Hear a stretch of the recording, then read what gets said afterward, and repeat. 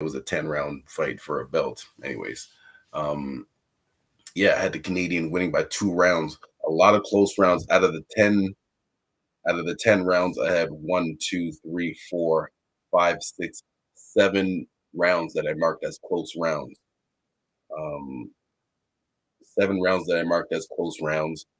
4 of the close rounds I gave to Berlanga, and the 3 other close rounds I gave to Steve Rule. So to break down each round, first of all, the first I'll break it down. Usually in a 12 round fight, so I'll break it down in 3 parts. In every 4 rounds.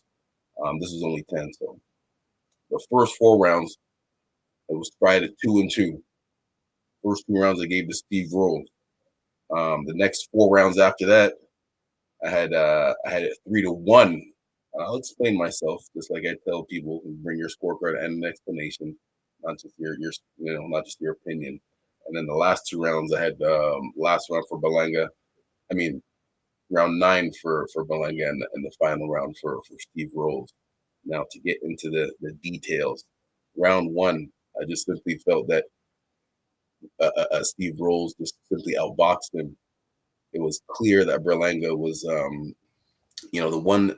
It's very impressive to have all those first round knockouts, but the one negative side to that is that you don't get the experience of going rounds just to get that professional experience.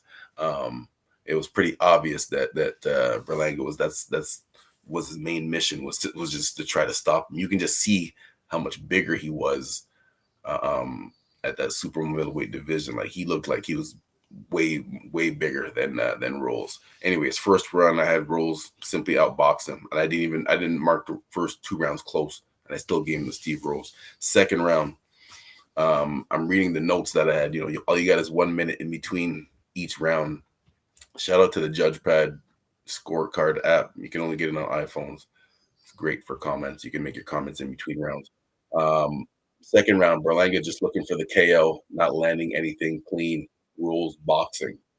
Same thing, man. That you can tell Berlanga wasn't really cutting off the ring. He was just more following him around as opposed to cutting him off and finding him with a jab.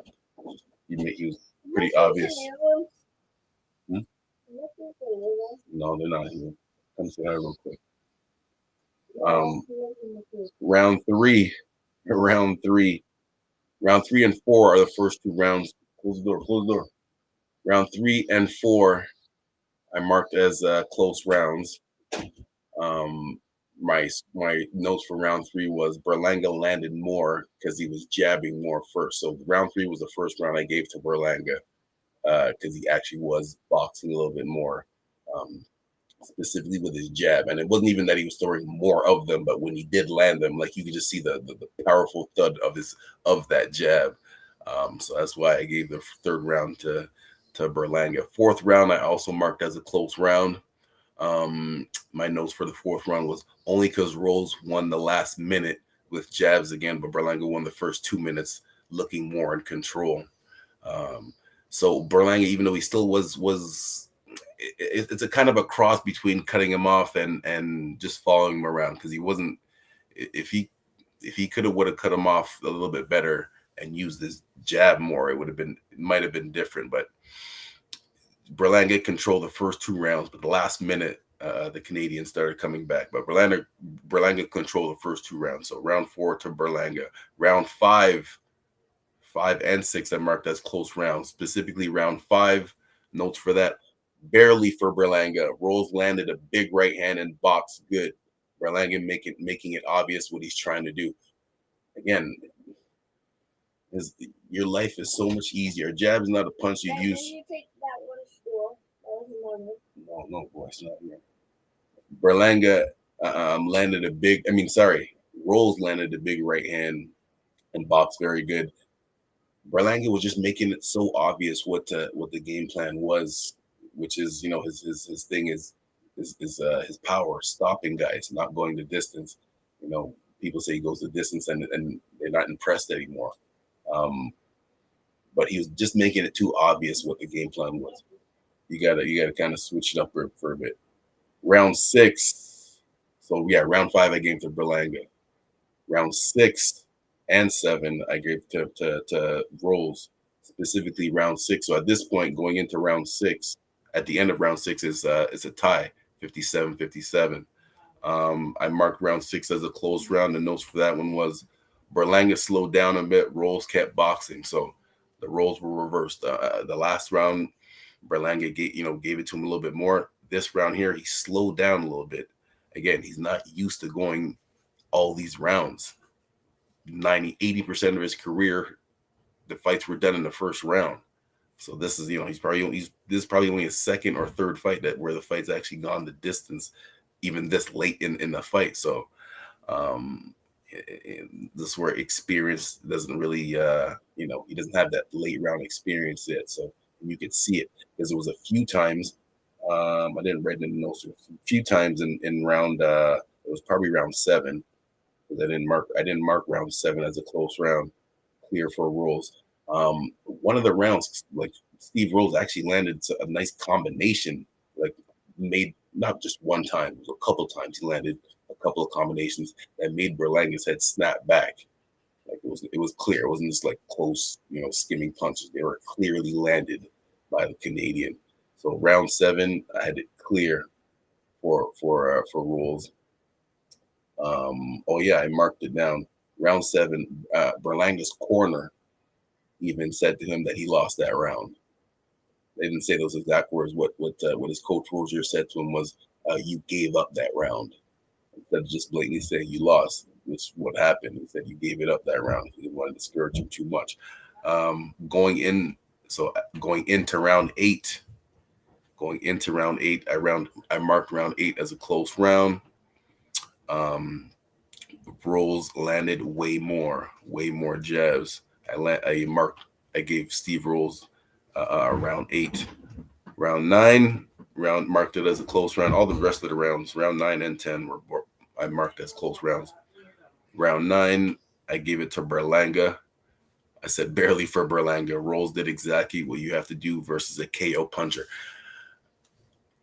One of the narratives, or not narratives, but I read a quick article by Dan Raphael that said Berlanga wins. The title of his article said Berlanga wins, but didn't look impressive versus a defensive-minded Rolls. I don't really appreciate him. It wasn't a disrespect towards Rolls, but there was no need to say a defensive-minded boxer because this is boxing. That's what you're supposed to do. This guy Berlanga, this is known to be a knockout artist. 19 fights, 16 knockouts. Like I said, either 14 or 15 of those fights were first round knockouts. So you would be crazy as an opponent just to stand in it and just trade with him, with someone with that much power. That's what you're supposed to do. You're supposed to box. That's why it's boxing, not just fighting. So anyways, my whole point of bringing that up was Steve Rolls, my notes for round 9 was he fought exactly the way you're supposed to fight, or box, I should say, against a knockout power puncher. And even though that round 9, I gave it to Berlanga, but I said barely for Berlanga. I marked it as a close round. Round 10, the final round, I also marked it as a close round, and I gave it to Rolls. My notes for round 10 was just that it was a close round, but I thought he just did a little bit more. So my final scorecard was 96-94 for the Canadian. 2 of the judges had it 96-94 for Berlanga, and the other judge had it 97-93 for Berlanga, obviously. So much respect, man. Much respect to Steve Rolls. A lot of people, the odds were obviously stacked against him. People were expecting him to get stopped, and he boxed very well, man. I'm very proud of the Canadian and the way he performed. Yeah. All right, moving on. The other main event we had. Let me get the highlights of the other fight up here. We had Alexis Rocha versus Blair the Flair Cobb at the welterweight division. This was very interesting. Alexis Rocha, not a very, not a one of the names that you'll hear a lot, but he's a very good underrated boxer, very good power puncher with speed, and that was the difference in this fight here. Um, this was scheduled for 10 rounds. It got stopped in the ninth round, going into the ninth round. So I sorry, at the end of the eighth round, I had Rocha up. I had Rocha up by 3 rounds. Do I look good? Yes, you look good in your new shoes. I had Rocha up by 3 rounds, 77-74. 77-74. I didn't have any close rounds in this one. I didn't have any close rounds in this one. The first round, first of all, just with Blair, he fights in a way. You're good. He fights in a way that's very crowd pleasing. He's coming to put on the show. That's why he calls himself Blair the Flair, named after Ric Flair. The first round, I had Cobb landed cleaner. After Cobb landed cleaner and a bit more, and then landed a few more hard body shots. Second and third round, I gave to Rocha. He came more. Rocha landed more and cleaner. It was a cleaner round for Rocha. I can't see you. Round three, I gave to Rocha. The announcer said Cobb, but I thought Rocha did it. It might have been a close round. Don't clap. It might have been a close round for Rocha, but I thought Rocha did enough to clean that. Like I said, the difference was they were both throwing power power punches, but Rocha's speed was a lot faster. So when they would throw together, it was Rocha. Rocha came out in the better in those exchanges there. Round 4. What did I give round 4 to? Who we got here? Round 4. I made a mistake. I marked it as a 9-9 round, but it should have been from judging from my notes here. Rocha looked like it should have been for Rocha. Rocha looked like the boss. Cobb not fighting like he talks. Cobb is a very good hold it down. Cobb, he's a very good he's a very good talker, very good at promoting himself. But in this one here, he don't hold it in front. You can tell that he felt How to do flips. You can tell that he felt Rocha's power. Even and things like this. I heard Cobb say in between rounds. It's not in. I heard Cobb say in between rounds, I won that round, right? And I make sure to write that notes because I always tell my boxers, you shouldn't be asking yourself, even if you think you won the round, you're not a judge. You don't know what these judges are thinking. So when a boxer asks, when a boxer comes to the corner and asks his coach, did I win that round? Like that's an irrelevant question because even if you think and your coach thinks you won that round, the judges might think something different. So just focus on what you're doing and keep fighting smart. Round 5, press this button right here. Yeah. Round 5, Rocha dominated that round. It was almost a 10-8 round for Rocha. Still marked. It was marked 10-9. Who are you talking to? There's no one looking. I know, but it's live right now, so there's people on the internet. They're watching, and then it's gonna go on YouTube. So I almost marked it as a 10-8 round for Rocha because that's how much he dominated it. Going into round 6 now. Let's get a few more. Round 6. I hope I didn't skip any. Round 6. Oh yeah, it is. Round 6. I had it going in, at the end of round 6. It was 58-55. Yeah, they see your new shoes. These are CJ's new basketball shoes. But we're talking about boxing right now. I got it 2 days ago. Yeah. We're talking about boxing right now. So Cobb, round 6, Cobb was just in survival mode. Rocha was just putting it on him with the combinations and just doing his thing. Like Cobb, I was really impressed with because it was boxing skills. It wasn't just coming in like throwing bombs. Like Rocha was actually using boxing skills, cutting off the ring and picking his shots. I got 2 more rounds here. 2 more rounds. So 2 more rounds. 3 more actually. 3 more. Actually, 3 more. Going into round 7, Round 7, I marked. I gave actually round 7 to Cobb, and it's just because simply Cobb landed a few more big bombs in there. Wildcat. Oh, come on, relax, relax. Round 8. Round 8. Come on. Round 8 almost got dropped and stopped. Rocha was really putting him on him. Cobb got dropped in that 8th round and almost stopped because Cobb was because Rocha was putting it on him so much. And then in round 9 is when Rocha stopped him and was potential for KO of the week. The way it was a technical knockout, not a one punch, but it was the one right hook. They were two southpaws. Rocha's a southpaw, landed a big right hook on him on Cobb, and just a barrage of punches. Referee came to save him. So that was potential KO of the week, and that was for that fight right there.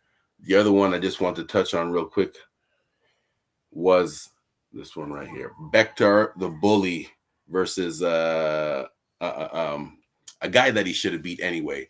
But this guy's career is going to be very interesting. Bektar Melikuziev, his nickname is the Bully, and he fights exactly like that. Like he's had a lot of success at the amateur level, like world championships and stuff like that. But he doesn't fight like at the professional level. He's just coming to take your head off in a boxing style.